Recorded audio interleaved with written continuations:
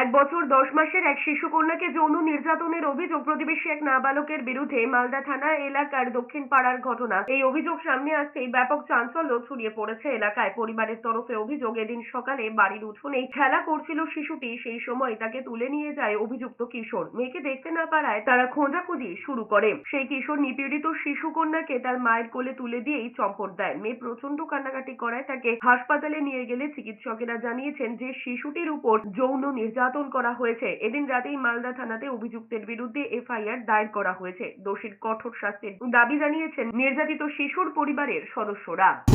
অনেক ছেলেগুলো আছে খেলে, আমার মেয়েটা মানে মোটামুটি 10টার দিকে 9:30টার দিকে খেলছিল, আর আমার মেয়েটা খাওয়ার জন্য আমার স্ত্রীটা খাওয়ার জন্য ঢুঁড়ছে, তাই ওকে নিয়ে চলে গেছে। এবার ওই খুঁজে বেড়াচ্ছে বাড়ি বাড়ি, জঙ্গলের দিক থেকে ভূমির দিক থেকে আনছে ওকে, আমার মেয়েকে।